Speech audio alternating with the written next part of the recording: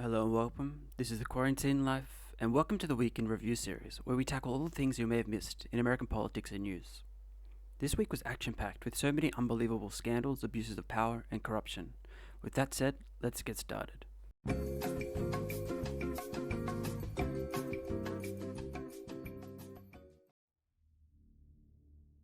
First up, we have Jared Kushner, one of the senior advisors to Donald Trump, and also Donald Trump's son-in-law. And we've talked about nepotism previously on this channel, and the irony of it all. Where's Hunter? The thing is, there's reports this week that Jared Kushner has been running a shadow task force for the White House to deal with the coronavirus crisis. Jared Kushner allegedly recruited a team of individuals, including friends and people from the private sector, to help the White House with its coronavirus response. One senior official described the team as a frat party, with some of Kushner's recruits using their own personal emails to discuss national policy. They also allegedly arranged the high-level meetings on a website called freeconferencecall.com. Russia, if you're listening, I hope you're able to find the 30,000 emails that are missing. The projection is definitely real.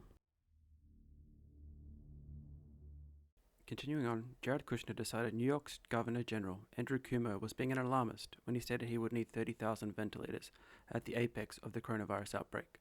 Jared Kushner has been reported to state, "I have all this data on the ICU capacity, and I'm doing my own projections, and I've gotten a lot smarter about this. New York doesn't need all the ventilators." Even Dr. Anthony Fauci, the country's top expert on infectious diseases, says that he trusts Governor Cuomo's estimate. As the New York Times reports, it's hard to believe that someone with as little expertise as Kushner could be so arrogant, and I completely agree.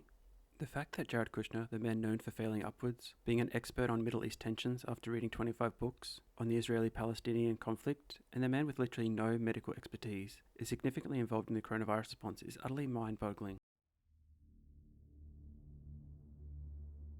Following on from this, we have Jared Kushner stating that the notion of the federal stockpile was it's supposed to be our stockpile. It's not supposed to be state stockpiles that they then use. To be honest, I don't even understand what he's saying. Is he saying that it's reserved only for the federal government? It's pretty clear that it's called the United States of America, not the federal government and the 50 states. Anyway, as a way to gaslight America regarding this asinine comment, the Strategic National Stockpiles website was altered numerous times over the course of the next couple of days to be more in line with these comments. Luckily, we have the Wayback Machine to highlight the changes. I highly advise you all to watch the episode of Dirty Money focused on Jared Kushner for some more insight into his character. On Friday the 3rd of April, during the midst of the coronavirus pandemic, Trump committed a traditional Friday night massacre by removing the impartial Inspector General for the intelligence community, Michael Atkinson. Michael Atkinson was the Inspector General who handled the whistleblower complaint for the Ukraine scandal which led to Trump's impeachment.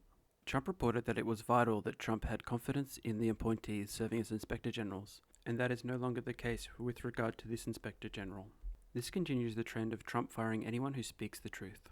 And the really crazy thing, as put beautifully by the Reddit user Final Fox, he wasn't even the whistleblower, but the messenger. Talk about killing the messenger. Next up we have the firing of Brett Crozier, the Navy captain of the USS Theodore Roosevelt. Brett Crozier was fired for sending a letter to several senior Navy officers asking them to accelerate the evacuation of his ship after dozens of sailors aboard had tested positive for the coronavirus. The thing is, this captain was a well-respected legend on the ship. Just have a listen to his crew chanting his name as he was kicked off the ship. Now that's how you send out one of the greatest captains you ever had.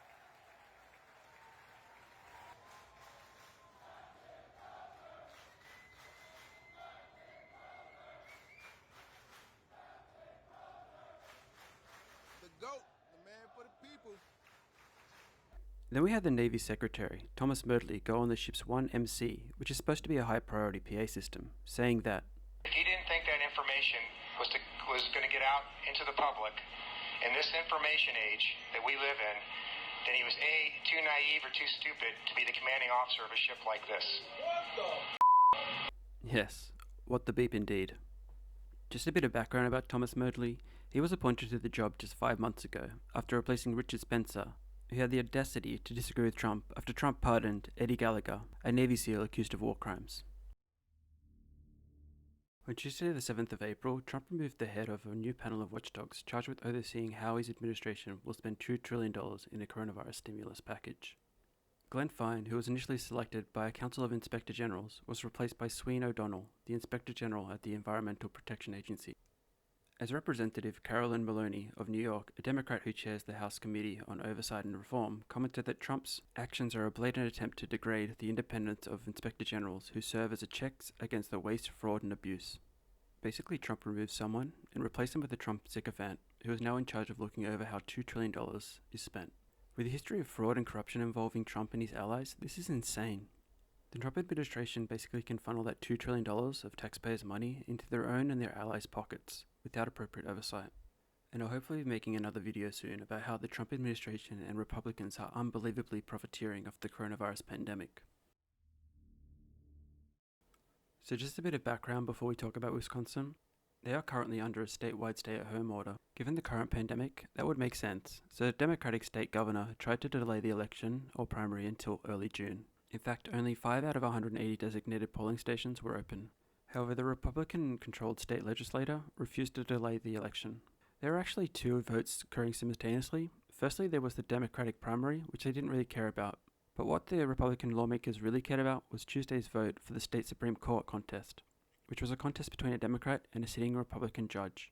In addition to this, the Supreme Court decided to not allow the extension of the absentee voting deadline, with a 5-4 decision along partisan lines. So not only did hundreds of thousands of Wisconsinites have to go out and vote in person, they weren't even allowed to cast an absentee vote. It's pretty clear Republicans did not want urban sites to vote either in person or by mail, as they typically lean more towards Democrats. The really crazy thing is that they put Americans' lives at risk to retain power. We also had Trump censoring Dr. Anthony Fauci regarding Trump's favorite unproven drug, hydroxychloroquine. Also weigh in on this issue of hydroxychloroquine. What do you think about this, and what is the medical evidence? Yeah. Well, I'd love Maybe to hear from 15. the doctor. 15 times. You don't have to ask the question. He's your medical expert, correct? He's answered that question 15 times. Dr. Fauci, why are you not wearing a face? Just to give you a quick history, Trump has a personal financial interest in hydroxychloroquine due to owning shares in the French drug maker Sanofi that makes Plaquenil, the brand name version of hydroxychloroquine.